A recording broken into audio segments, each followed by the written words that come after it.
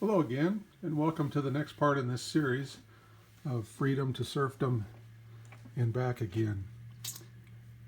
We left off in the last video talking about the two sources of law on earth.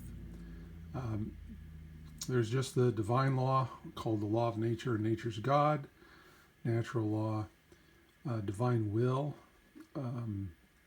also for the specific statutes, judgments, commandments, and ordinances for man in a civil type of organized jural society. We have the codified laws of the scriptures, which Moses codified but existed in oral form long before Moses, and there's evidence of that in the Bible that Abraham, and we'll talk about that. But I wanted to refresh your memory. We used this in the last video, and thought I'd return to it. In respect to the ground of the authority of law, it's divided as natural law, or the law of nature or of God, and positive law. Positive law is law actually ordained or established under human sanctions, as distinguished from the law of nature or natural law, which comprises those consideration of justice, right, and universal expediency that are announced by the voice of reason or of revelation. And that comes from Bouvier's. And then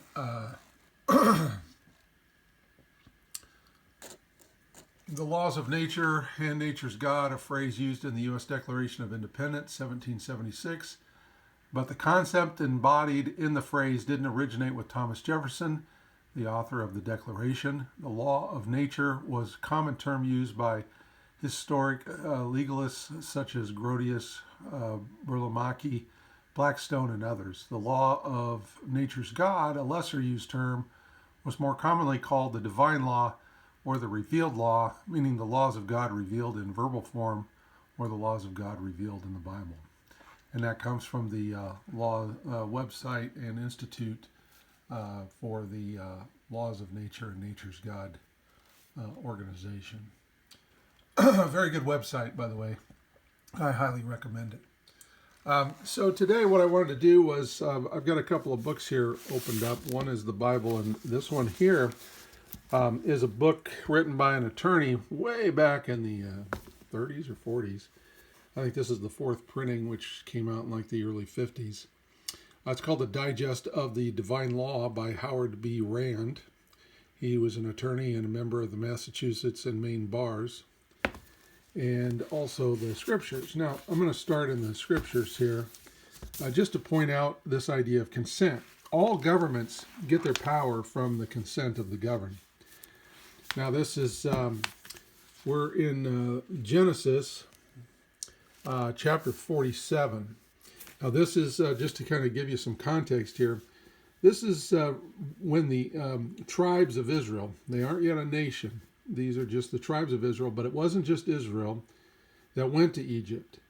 But this story is kind of detailing how these tribes of Israel, the sons of Jacob, during this famine, how they consented to be, denizens or citizens or legal aliens within the boundaries of Egyptian jurisdiction, and then the contract they made with Pharaoh by consent. Now, I would like to just add here, I don't think most people think about it, that, this is kind of a karma thing, where they become bondservants to Pharaoh because they themselves sold their brother Joseph into slavery. They were going to kill him, and one of the brothers, I believe it was Reuben, don't chastise me if I got that wrong, it might have been Judah, but I think it was Reuben that stepped in and said, no, we don't want to kill him. And then I think brother Judah said, let's sell him into slavery. So either way, it's a good thing he didn't kill him, because that would have brought the karma of eye for eye, tooth for tooth, life for life.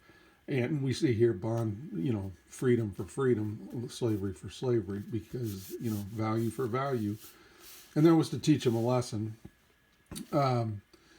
But the other thing too, I don't think people think about, what would have happened if these Israelites had these older brothers, because Joseph was much younger than some of the older ones. What if they would have believed him when he was prancing around in that coat of many colors and had all these dreams, and he was trying to warn them about this coming famine? What if they hadn't sold him into slavery and he was there as kind of the prophet or oracle of God to foresee? And we see guys today that are very good at forecasting economic events, and basically what Joseph was doing was forecasting through the divine providence, if you will, a coming disaster, a coming economic disaster, agricultural disaster. So all of the people in that region, went to Egypt for help. It wasn't just the Israelites. But we'll see here, I've made a little notes on the sidebar here. And Joseph, so this is their brother now. He's the viceroy of Egypt. He's second in command under Pharaoh in Egypt because of some events that have happened that Joseph, Pharaoh recognized his abilities and brought him in to, and believed him when he talked about the famine. So he says, and Joseph said to the people, "Look, I have bought you, and your land today for Pharaoh. Look, here is seed for you, and you shall sow the land. And it shall be that in the harvest you shall give 1/5, 20%, to Pharaoh. And 4/5 is your own, as seed for the field and for your food, for those of your households, and as food for your little ones." So they're coming in and begging for food, and now Joseph is giving them some land to live on that they can work and produce stuff for themselves, but they're going to owe a 1/5 or 20% flat income tax to Pharaoh, excise, tribute. And they said, and now they're responding, here's their consent: "You have saved our lives. Let us find favor in the eyes of my master, and we shall become Pharaoh's servants." And Joseph made it a law over the land of Mitzrayim to this day that Pharaoh should have 1/5, except for the ground of the priests only, which did not become Pharaoh's. So and we see elements of this now today. The churches are totally incorporated by the state, but it used to be that churches were separate from the state. They're not anymore. But that principle has carried through from antiquity. So we can see here's a consent. Now, when they come out of Egypt, Israel is not a nation yet. And when they come out, there's actually a mixed multitude. Let me see if I can find that.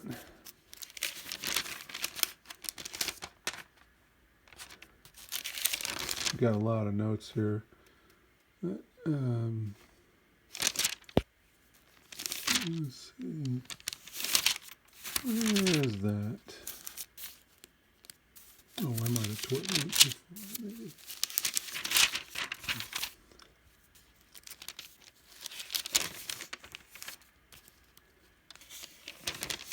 Well, you know what? Let me use this one here, because I think I highlighted in this one.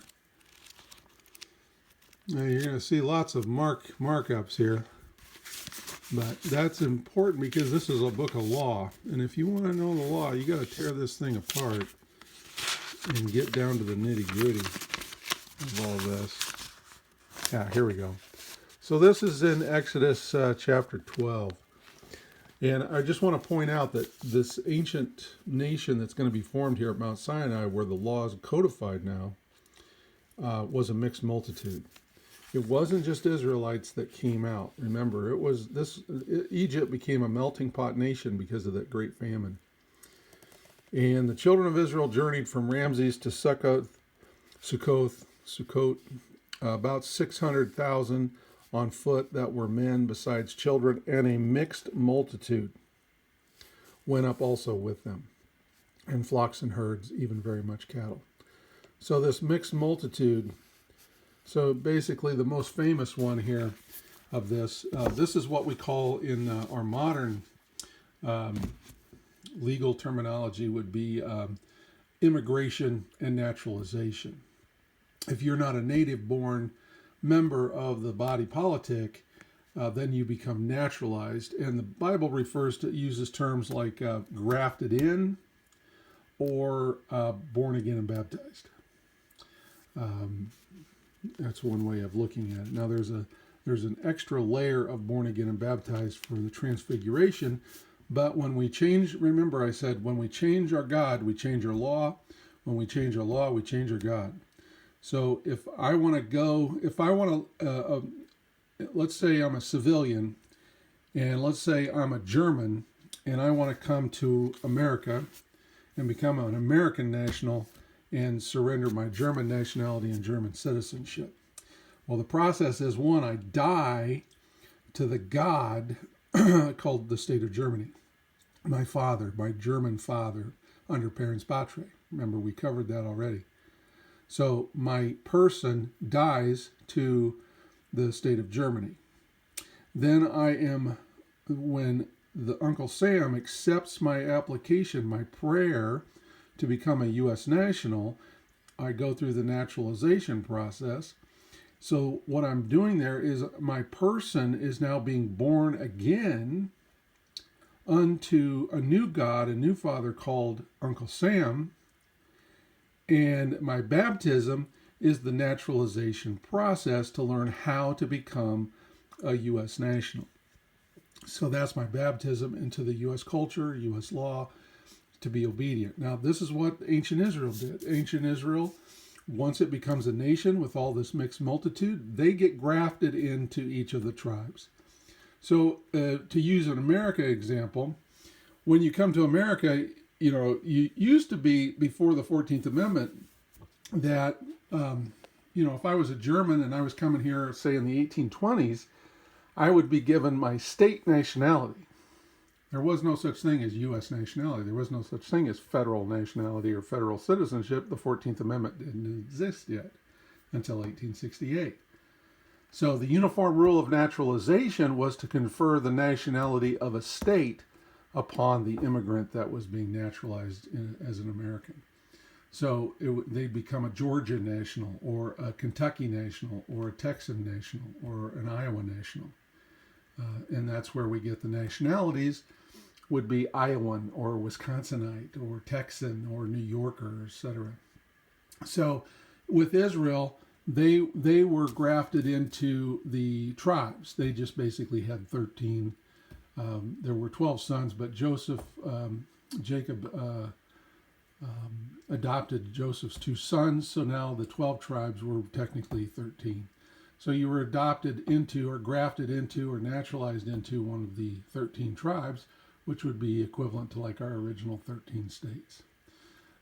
So now, with this book, I kind of wanted to point this out because here's an attorney who's writing a book, expressing back in the 40s, 30s, 40s, 50s, somewhere in there. Okay, 43. And then the last printing, this one was in 59, this version that I have. But what this attorney has done is he's basically code-plat out the scriptures.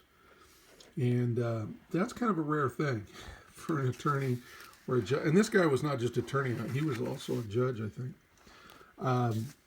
So he's broken, I don't agree with all of his little, I think he's missed a couple of subject matters of the law, but that's what he's basically done here with this digest of the divine law. He's broken the Torah, the Jews call it the Torah, the law of Moses, down into several subject matters, and it finishes on the, but I thought I'd read through these here for you.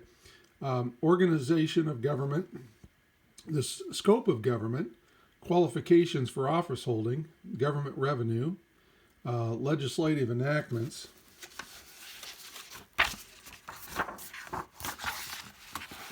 ownership of national resources, court procedures, standards of value, interest, lending, indebtedness, private ownership, property rights, taxes, tax exemptions, labor relations, vacations, capital punishment, stealing, imprisonment, restoration, military training, conscription for war, exemptions for military service, prohibited foods, sanitation, slavery, kidnapping, penalty for adultery, accidental death, compensation for injury. So he's basically taken the divine law, once it's been codified by Moses at Mount Sinai when they became a nation, and he turned it into 30 subject matters. Now the U.S. Code has, I believe, 50 or 52 subject matters. Again, don't quote me on that. It's somewhere in the 50s. So the U.S. Code, all U.S. federal law, is broken down into 50 plus subject matter headings. Now, one I noticed that he did miss in here was health. He didn't codify, I don't know where he's put that, but there are health laws in the scriptures as well. I don't know if he's put that under sanitation. That would make the most sense of these, but I can't remember where he put those. Now, another little book, I'll just pull it out here real quick. I'm not going to go through it. Is called A Handbook of Bible Law, and this is by Charles A. Weisman. And basically that's what he's done too, but he's broken it up a little differently. He's broken it up into these different subject matters as well. So relationship to God, relationship to other persons, law and justice, marriage and divorce, family law and relations, animal regulations, government and civil officers, feasts and observances, capital laws and offenses, foreign relations, etiquette and moral issues, labor and work, food and health laws, general welfare, economic and monetary laws, personal character traits, laws regarding property, judgment and execution of law, churches and ministers, servants, employees, etc., welfare and military laws, and so on and so forth. So again, he's broken up into subject matter to make it a little bit easier. And I'll show you an example of how he's done this. So let's see, like education and children. So he kind of goes through and breaks down 6 different points, and then all the places in the scripture where those things are mentioned. That's an interesting little book. Again, you can get that off the internet. This one you should be able to get fairly easy if you're interested. Obviously, you can get a Bible anywhere. This one's no longer in print, obviously, so you'd have to go to some sort of used bookstore. This is Destiny Publishers in Merrimack, Massachusetts. So again, you probably have to go to like Aged Books or one of those, or eBay or something like that to find this book. I don't think they've reprinted this. Now, I thought I'd show you a few things in here.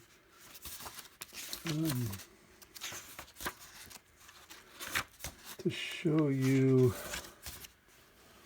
I thought this was interesting when I was reading this book, the scope of the divine law. So let's see if we can get this up here where you can see it. Now, recognized natural law does not cover the entire scope of divine regulations which control, govern, and preserve an orderly universe. God in his providence has enacted other laws as well, which, if kept, would usher in a utopian age. And this is what the Bible, if you read the Bible, this is kind of what the millennial reign of Christ is talking about, when this law becomes the only law on earth, when all of man's civil law is repealed and done away with and annulled. And we everybody who's alive at that time will keep this law. And we'll have this king who understands this law completely in its natural intent and teaches it to everybody on earth and to keep it. And if you don't, he says, I'm going to bust your kneecaps. So, yeah, okay. An age bringing benefits to mankind beyond the fondest dreams of those who have longed for real peace and lasting happiness.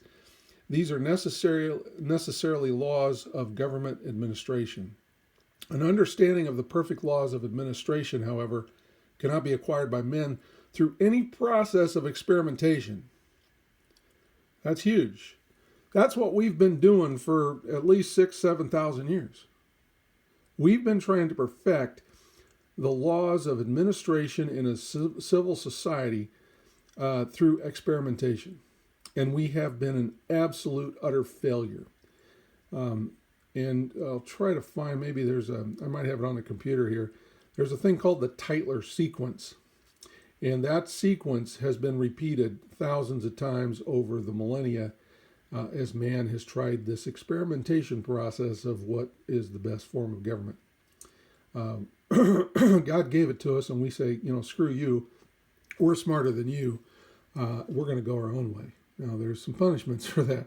You do that. You're free to do that. God gave us free will, but that's what he says. Look, you do that. You're going to end up in slavery. And then you're going to bitch, moan, and complain. And he says, don't cry out to me in that day for the gods that you created and put over you. Remember, God is a sovereign, a lawgiver, a ruling judge. So we just keep doing this through experimentation. A method which was effective in bringing to light the existence of the physical laws of the universe. The brief fact that it is impossible in this way to come to understand of God's laws of justice, equity, and moral conduct. Now, I agree with that. Science uses experimentation so that we can learn the natural laws of gravity and physics and things like that. But when it comes to human administration, we shouldn't be trying to learn by experimentation. We should be doing this. So man himself, the result of divine creation in accordance with law, was given the divine revelation, the perfect law of life, the keeping of which would result in peace, happiness, and prosperity. Ta-da! Violation of that law was destined to bring injustice, poverty, distress, and war. Look around, see what you see. Man may talk of freedom and liberty, but there can be no liberty nor freedom apart from law. And when men refuse to observe and keep the ensuing license results in violence and strife, with chaos as the ultimate end of that society which ignores the divine laws. Man, in a state of rebellion spiritually, has so far refused to recognize or heed the way of life which would give him peace and bring prosperity in all his endeavors. In the very beginning, God began to reveal his laws unto men. The very first command of God to Adam became a rule of action or a law of life unto man. And again, this law was kept by people for a long time. Let me get here to chapter 2. And there's in the beginning, and I just wanted to point out here that the spiritual evidence of antiquity of these laws. The oldest record in Scripture in which we have the account of the experiences of Job, who lived a few hundred years after the flood or the deluge, makes mention of the laws of the Lord which were being kept by Job. Abraham was keeping these laws 430 years before the organization of the Israel kingdom at Mount Sinai.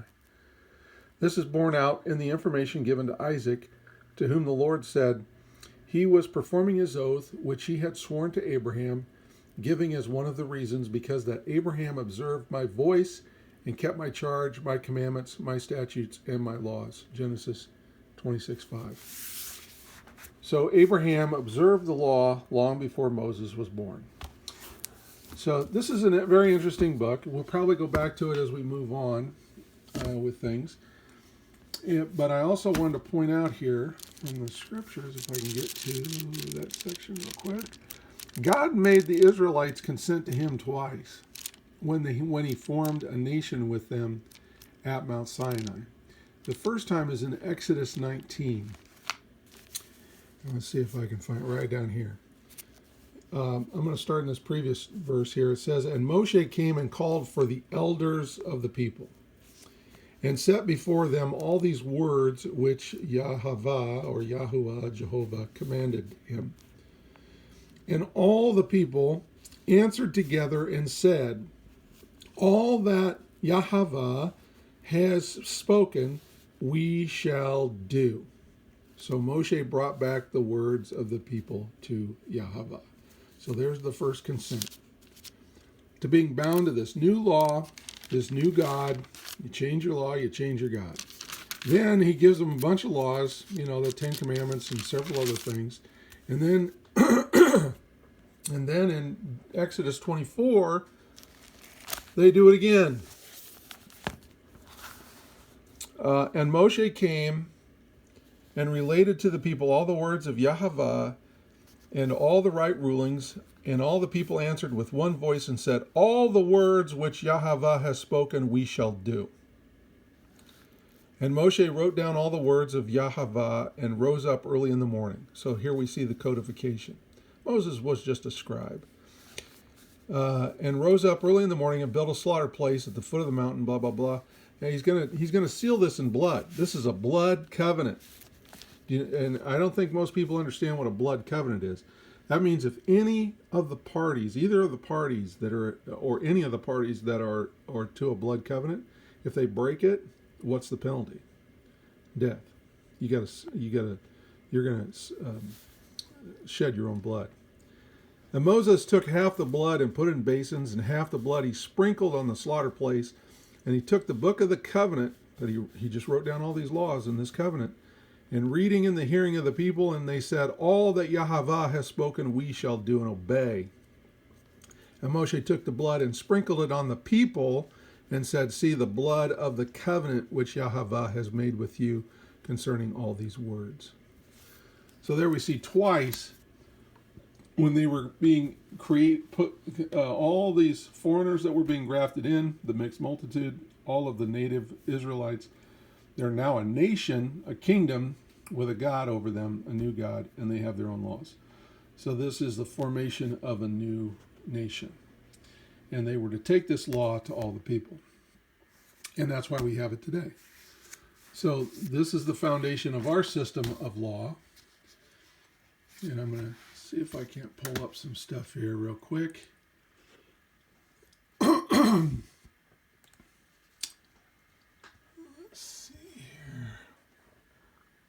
Come down here. I'll find a couple of things I want to pull up for you. And where is it? Okay, there we go. I might have read this before already, but we're going to take a look at it again. This is from a book I have on the shelf behind me. Quotes from Missing Links Discovered in Assyrian Tablets by E. Raymond Capt. There, the United Kingdom and U.S., legal systems and constitutions are built upon the same common law, which had its origins in the law of Moses, the law of the Lord, hence the fame of American and British justice throughout the world. We should point out that these laws formed part of our culture long before the Christian era. These facts give us added proof, forming another link in the chain of evidence connecting us with ancient Israel. The common law began in England as far back as 1100 BC when it was codified by Brutus, Brute of Troy. Brutus was a great-grandson of Aeneas, a descendant of Judah Zerah. See Genesis 38, 27 through 30. The law was again codified by Malmudius about 500 BC. King Alfred the Great again codified it. Alfred, the renowned Saxon lawgiver and administrator during the Saxon period, places the divine origin of the law in the forefront. The following is taken from a book called Alfred the Great, which proclaims the law of Moses as the basis of Anglo-Saxon administration. The king's law is coming then to this task. With this in view, we find Alfred's Code, or Alfred's Dooms as they are called, starting with an almost literal transcript of the Decalogue. The only variations of any moment are that the second commandment is omitted from its right place and stands as the 10th. Immediately after the 10 Commandments comes selections from the Mosaic Code, chiefly from the 21st, 22nd, and 23rd chapters of Exodus, very lightly modified. Now, why did he do that? Now, he went and did some other stuff too, added from other sections. But why did he typically take from chapter 21, 22, and 23? Remember, I just showed you the consent came from in chapter 19 and in chapter 24. Chapter 20 is basically the 10 Commandments. And what follows is the core of the covenant that they got sprinkled blood in. Now, this is very interesting. I want to pull something else up here. Let's see if I can find it real quick.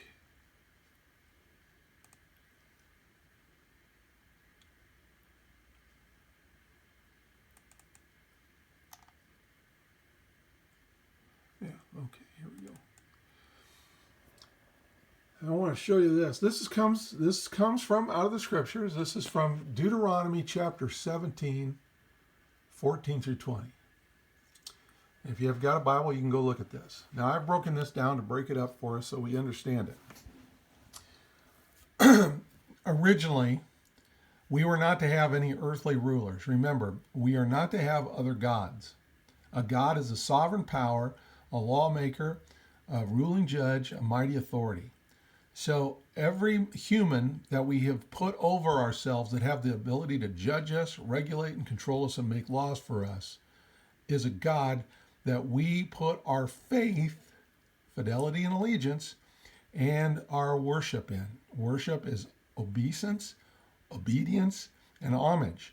So when you pay your taxes, in the Bible you pay a tithe, but when you pay your taxes, you're giving tribute, worship to your superior, to your God, to your Lord, which means master. Okay? A God is a title, Lord is a title. Lord means master, God means sovereign power, basically. Lawgiver, ruling judge, a mighty one of authority. So, if you read this carefully, what the Creator, Yahweh, is telling us in His law is if you're going to reject me as this king that rules over you in your conscience, where I don't have to be walking around in front of you because I'm spirit, I'm going to reign over you in your conscience, in everybody's consciousness. See, Abraham didn't have these written rules down. He didn't have a king ruling over him, but he kept all these laws. Why? Because God will write them upon our hearts. Now, we have them codified, but if we start to do these, they become part of us. And we've gotten away from that a long time ago. Here in America, we made a switch from practicing the common law to the civil law after the Civil War. Kind of what happened to ancient Israel. Okay? So the Creator said, look, when you choose to reject me, because I know you're going to, I want you to add these things in your constitutions, your civil laws, in your government, so that you can try to maintain as much freedom and liberty and property rights as you can under this civil system that you're going to create that's eventually going to enslave you. And if you want to see when that happened to Israel, read 1 Samuel chapter 8. And it was because of what they chose to do. They chose to be lazy and not correct the problems they were having with Samuel's sons. So the first rule here that God gives you is when you make your own constitution, no foreigners elected to the civil government office of power. They are not to be foreign to the nation, so they have to be a native born. Now, the U.S. Constitution got this right, that for one office only. They said the U.S. president can't be a foreign born. He's got to be a native born. Now, why didn't they do that? If the United States was really going to follow the Bible, why didn't those founding fathers make all congressmen, everybody, be native born? Well, they didn't. Well, and you're going to find out that you're not even supposed to have a legislative body. That's coming. Okay, they're not to be foreign to the nation nor foreign to the Creator. The man or woman must know the Creator, particularly they must know His laws and ways, or ways and laws. Okay, number 2, don't grant any power of the imperator, which means commander-in-chief, authority over military. Now, the way the Bible reads is that don't let this ruling authority multiply horses. Now, God doesn't care if your ruler is a horse rancher. What are horses used for? Horses were the tanks of the time. No standing military forces that answer to the ruling authority to do the ruler's bidding. Permanent military forces ruled over by the governing power causes massive debt. And in this, he says, this causes you to return to the bondage of Egypt. And that it's that massive public debt that returns you to the bond servitude of Egypt, that same style of Egyptian bond servitude. War is expensive and usually financed by monetizing debt with civil law negotiable instruments, bondage of Egypt. In Egypt, they used clay scarabs. They had their own form of fiat paper currency in the form of clay scarabs. Do not grant any civil law treaty-making power and authority to this ruler. Now, are they doing any of this in the U.S. Constitution, or did they give the president the imperator power, the commander-in-chief? Don't they call him commander-in-chief of the armed forces? Does the Senate and the president have this treaty-making power? The president makes the treaties, Senate ratifies them. Okay, now in the Bible, what you're going to read here is multiplying wives. Now, God doesn't care about, multiple wives or multiple, that sort of thing. I'm trying to think of, what is it? Polygamy. My brain went fried there for a second. We see polygamy with the patriarchs. This has to do with the governing authority. Don't take it out of context. This is talking about your governing authority. God doesn't care about polygamy. What he does say is if you make those multiple contracts to have multiple spouses, you got to fulfill your duties to all those spouses all the time. And he doesn't recommend it. One wife should be enough. Okay, so multiplying wives, what does that have to do with? When we look back in antiquity, we see that rulers exchanging children in marriage or daughters in marriage was creating a family bond to secure their treaty. In other words, they were kind of securing these treaties in a blood relationship, a familial relationship. Now, if it was a vassal and a superior king, the vassal king would generally give a daughter of his to the superior king to marry. If they're kind of equal kings, then would see them exchange children in marriage or daughters. One daughter would go marry this king, and this king's daughter would go marry that king. So they're sealing their treaty in blood to make it harder for them to break the treaty. So treaties signed by the ruling authorities of a civil law nation become binding law. That's contract law on all the corporate members of that civil nation. So don't give your power to contract to civil law ruling authorities. Don't do that. But they did it in the Constitution. Number 4, do not grant any power over the creation of money, central treasuries, or central banks. This is the golden calf kind of thing. Golden statues usually were the pledged wealth. And we see this. What did Aaron do when he made the golden calf? All of the Israelites that wanted to create this golden calf brought their gold earrings and gold jewelry, and Aaron melted it down and made a gold calf. This is creating what was called a city-states reserve fund. They would create these golden statues in the center of a walled city-state, and those would be the reserve funds. So if they had a calamity or something, they would cut off some of the gold, melt it down, make coins, and use it as an emergency fund. So this is control over the money supply. This is also a binding agent. If you've pledged most of your wealth into this golden statue, you're not going to leave that city when it becomes attacked. You're going to stay there and fight to defend your wealth that's been pledged in the central treasury of that corporate body politic in this walled city. See how this binds you? Why is God telling you don't do this? Don't do this. Don't do this. These are all things that bind you up as a corporate member and make it impossible for you to be truly free and exercise your property rights and your power of free will choice. Okay, so number 5 there in the Bible, it says, no lawmaking powers. The ruling authority is to write out a copy of the Creator's law. He's writing out all the laws of the Scripture here. That's the law of the nation. No ruling authority is allowed to have legislative power to make civil laws. The ruler and the people of the nation are only to know, keep, do, propagate, and preserve the Creator's laws, the Torah, whatever. Okay? And I kind of put in here, we could look at the 10 Commandments as the nation's constitution, and then all of the statutes and judgments that follow the 10 Commandments, we could say that Moses wrote down from Exodus through Numbers, Leviticus, Deuteronomy. Those are all the statutes, judgments, and ordinances that get their authority from the Constitution. And that's what we see in the United States. You have a Constitution that's locked up in the National Archives. Where did they keep the 10 Commandments and some other accoutrement like the mammon and some other things? Didn't they make an ark for that to preserve it? Well, the U.S. Constitution is in the National Archives a building. And you know what? This is kind of funny too. Nobody could touch that Ark of the Covenant except the Levites that had the authority to touch it. Now you go to the National Archives, and when they bring up that Constitution and Declaration of Independence and all those sacred documents in the U.S. religious system, you reach out and try to touch those documents or break past that velvet rope and see what happens to you. I think those security guards there are going to tase you and beat you and arrest you. You're not allowed to touch it, okay?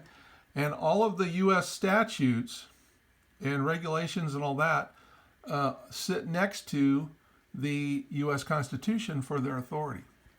Okay, so my last little note here on this is now we can see that what God's telling us here is if we reject him and go make our own civil law systems, we're free to do that. He gives us the freedom to do that. But we're going to regret it because we're going to bind ourselves up in a form of Egyptian bond servitude. And that's exactly where you are today. And that's why everybody that talk to me about these things are bitching, moaning, and complaining about the fact that they have returned to the bondage of Egypt. And now it's getting so bad that they're finally waking up to it. From 1868 until 2020, it's been okay. I don't mind paying any taxes. I don't mind doing this. I don't mind doing that. I got my prosperity. I'm apathetic, and I'll see if I can find the Tytler sequence here. So any civil law written constitution is prima facie evidence of a people choosing to reject the Creator and his law. That's it. So the U.S. Constitution is prima facie evidence of a people saying, screw you, e pluribus unum, Bubby, we're taking your throne. Out of the many, we're the one. Ouch. Don't pray to him. He said, don't pray to me when you start bitching, moaning, and complaining. Now again, if you want to see when Israel did this, when they, he puts this in Deuteronomy, he has Moses write this down, and that's in Deuteronomy. But in 1 Samuel chapter 8, later on, this is when the Israelites actually do this and ask for a king to rule over them. And then, of course, the king eventually stops following this prohibition and starts adding all kinds of regulations and things like that and control them and putting them into taxation and binding them up and military conscription and all that sort of thing. So let's see if I can find... Oops, let's go back to this one. Documents. Let's see if I can find Tytler. Tytler sequence. Here we go. All right. The Tytler sequence cycle in history. So we'll just start here with let's start with liberty. Okay, let's start with liberty. So with liberty, this freedom, property rights, and all that stuff. When you actually own stuff, if you think you own stuff, go back and watch the videos I made on. I think it's part 2 and 3 of this series. Success, prosperity, blessings, development of misplaced liberty, liberty to deny God, liberty to abuse grace to sin, liberty to control myself, liberty to divide the body of Christ. So from liberty, we start moving into abundance. So we get a bunch of material stuff. We get material things. And then that causes us to eventually move into selfishness. You get private interest groups, to protect things and associations and different things like that. And from there, you kind of start to become complacent, a sense of entitlement, whining and complaining. And from there, you kind of move into apathy, accept no responsibility, blame everyone else, critical of everything. And then you kind of move into dependence, control of independence, freedom is centralized. So you got all these rules and regulations. And then from that point, as all these millions of laws and rules and regulations get upon you, you're now in a degenerative status, and you return to a state of bondage. Now, once you're in bondage, what happens? You eventually start waking up and saying, you know what? I'm a bondservant. So the people start to oppose the conditions. And from that, they start finding spiritual faith again. They search for with some degree of unity for a common cause. And then they develop courage to fight for freedom. Real freedom, not this crap where you're free to go buy Sara Lee bread in the stream of commerce over Wonder Bread. I'm talking about real freedom, which you don't have. You're under parents patriae, you're a massive debt servant, you're a human resource in the stream of commerce by all your contracts. You are bound up in a Gordian knot of bondage. That's where you're at. Now, some people would argue, well, I think we're still back here. No, you're in bondage, dude. Go watch those first few videos of this series if you haven't yet. And then it just repeats. Now, this is what I was talking about. This cycle has repeated over and over and over and over and over again as we experiment with our own systems of civil administration, our own civil laws. There has been no civil system yet. And people say, oh, the U.S. Constitution, where's the great? No. You're back in bondage. You already did this. You were back here. You were in bondage to the King of England. You did this and you got free. Then you made a constitution. In this section here, you made a constitution, a constitution, that allowed these two systems of law, and you could choose. Now, which one did you start choosing? And then as you're doing this, you have abundance because you were free. You were common law allodial freemen, and you came into great wealth and abundance. And you owned the property outright. You didn't pay taxes on it, other than when you needed to, or you volunteered to. And then by the time, up here, this is when we're getting to the Civil War, kids. This isn't you today. This is when we're getting to the Civil War. Because when you come out of the Civil War, you're back in a form of dependence. And by 1933, March 9th of 1933 is when you went full on to this. And now you're starting to wake up again. You're starting to wake up. You're behind the power curve here, kid. Oh no, we're over here. No, you're here. You've been in here since March 9th of 1933. When you started practicing all 10 planks of the Communist Manifesto and you gave your middle finger to the 10 Commandments. And if you don't believe that, go watch the video, Are You a Commie, in this series. I already answered that question for you.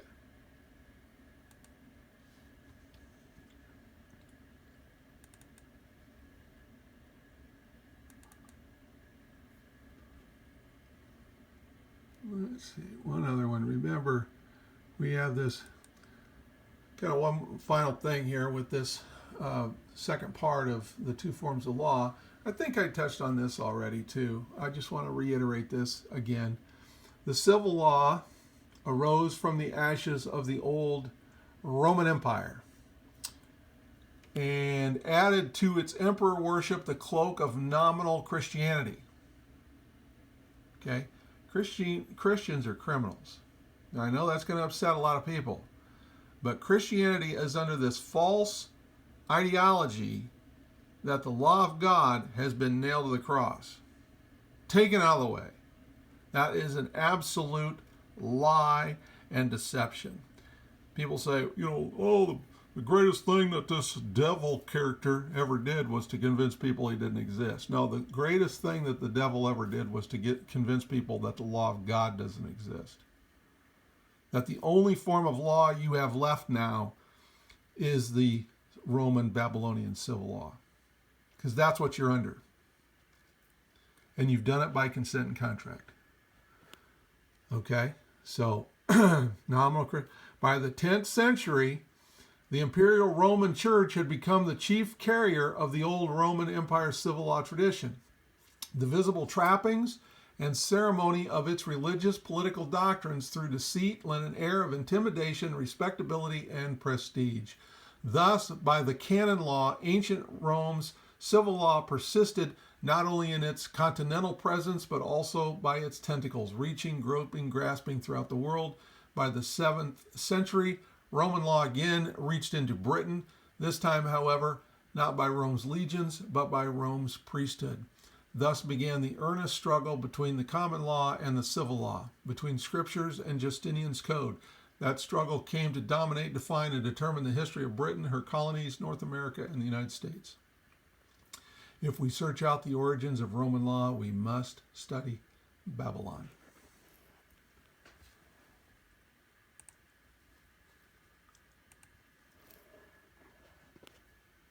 United States Supreme Court, Roe versus Wade, 410 U.S. 113, 1973.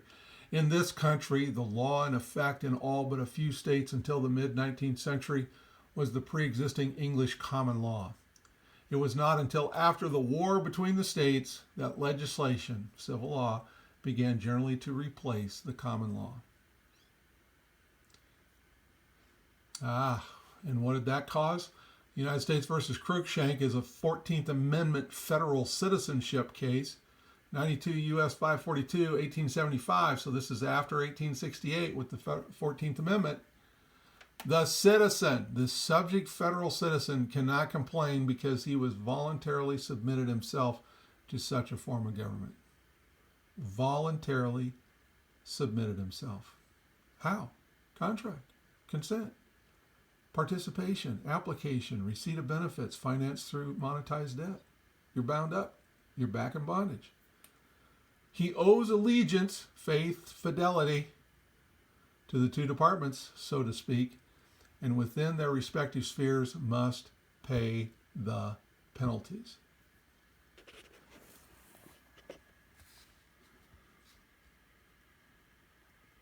Were you always like that? No.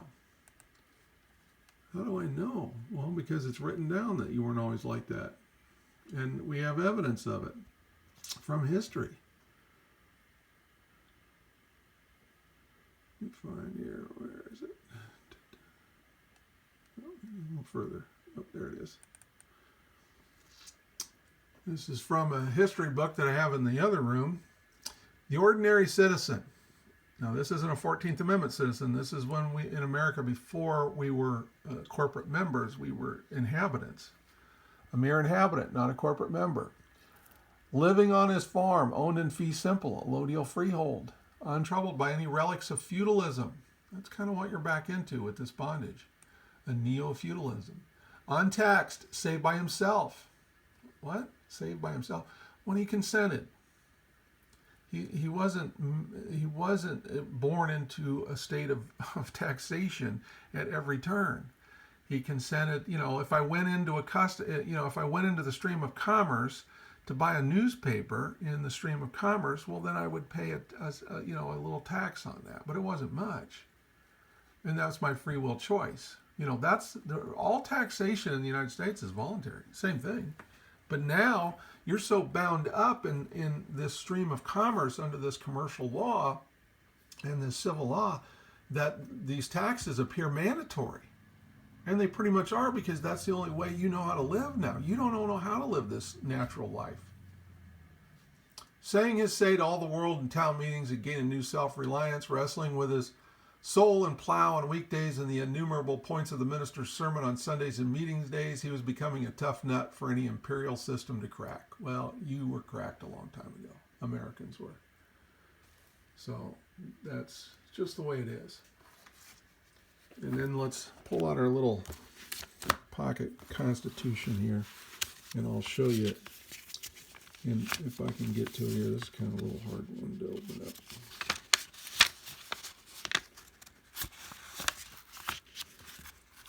And get to Article 3, what I'm trying to get to. We'll probably go past it and get into Article 2 and 1. Yeah, that's Article 2 there. Article 3. So let's get to Section 2, I believe it is.